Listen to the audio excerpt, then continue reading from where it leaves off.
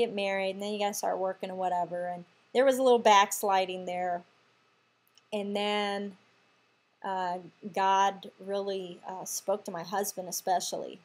He gave him a very powerful vision.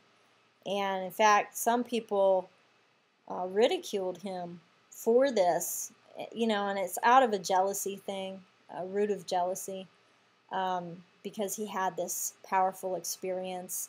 And so that kind of hurt a little bit. And, but anyhow, that made us do an about face. It was such a powerful thing. We ended up moving because we needed to move away from our situation and be in a God atmosphere. And so we did that, and that's when we started to really, our eyes started to open more and more. Eventually, we came across this this cult, and they were having like little meetings. It was an internet cult, and they would have little groupings in cities across wherever, the world. And we would start to attend that, and our eyes really opened. Around that time, that's when we had the realization of generational sins. We have generational blessings. We have promise of blessings in Deuteronomy and Exodus and in the Ten Commandments.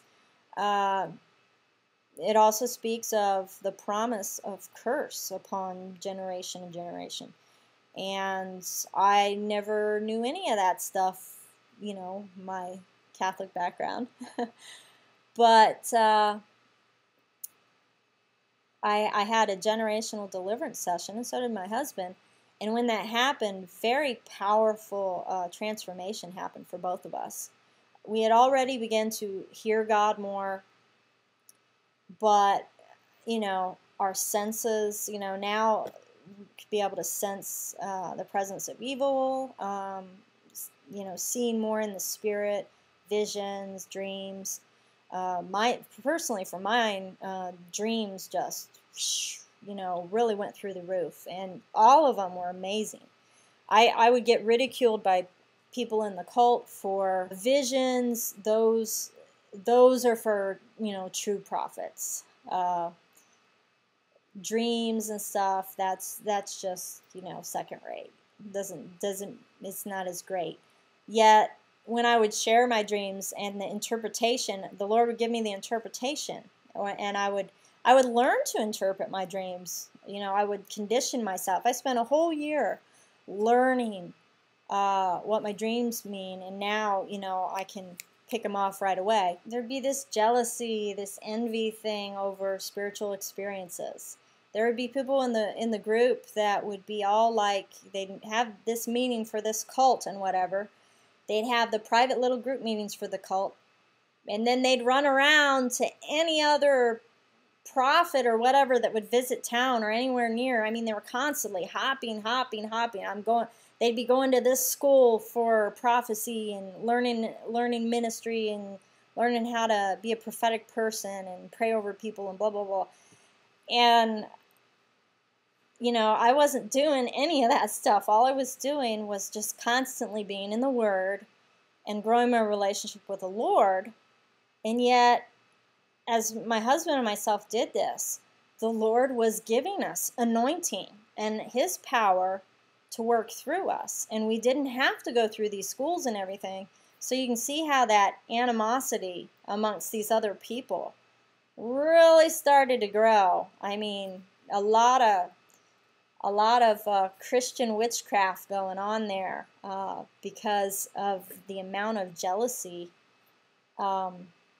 over our giftings, that, it was just because we were serving the Lord first and not running all around and trying to sit under all these other people and stuff while being in this cult and while, sitting at the Lord's feet. The cult that we were in, the leader began to really, point us out, and, because, had some accuracy.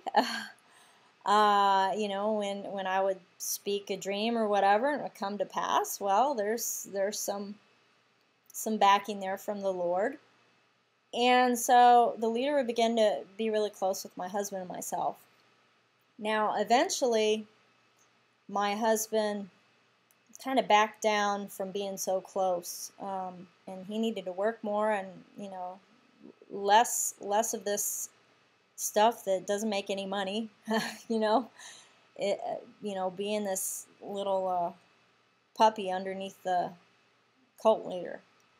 So he kind of woke up to it a little bit before I did. But what happened with me is my heart for service was really abused. And it got to be the point where I was doing so much, and I was training other people, and I was riding people and giving them guilt trips for not serving more. That was all the inherent stuff that I got from the leader. And he talking to him on the phone all the time. And that's the thing that people didn't realize, is that what the cult leader was like when he wasn't on his broadcast, or he wasn't writing someone a letter.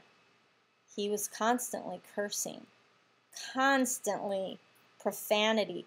During that time, I began to pick it up. And I cursed more my entire life during that cult and moving in power, etc., simply because of all that spiritual garbage that I was sitting under. And I would always turn a blind eye. I'd always be, I would believe the stuff the leader would dish out. He would talk about, how it's so hard being the sharp edge of the spear, being that tip of the iceberg. That's the first thing the enemy hits. Oh, you need to cover me. You need to pray for me. That's why I do this, because it's so hard. You don't understand. I'm not married, and blah, blah, blah, blah, blah, and I can't ever have relationships, and, the enemy always stomps them out, etc. So I would sit there and make all these concessions, just empathy in my heart and whatever, but at the same time, it's the fruits that I began to bear that really began to disturb me. I didn't like, that I was starting to curse more. I mean, I had a few kids, and do I want them to hear me talking that way? No.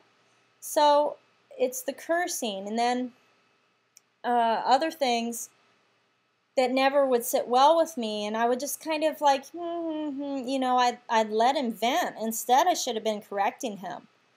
But what happens when you correct? You get tongue lashed if you correct. But anyhow, I would get to hear all kind of backstabbing of other partners in the ministry, because they won't do this and they won't do that. They won't step out, or they won't give money or whatever. And backstab, they're baby Christian, they're blah, blah, blah, and they don't know anything about spiritual warfare, blah, blah, blah. All this kind of negative stuff. So, it was that, and also just being used so much. It's like, I got things I need to do in my life. And I ended up producing shows for this institution and this leader. And it sapped time away from me, my kids, other very important endeavors in my life. It was like my whole life was, just in doing stuff for this ministry.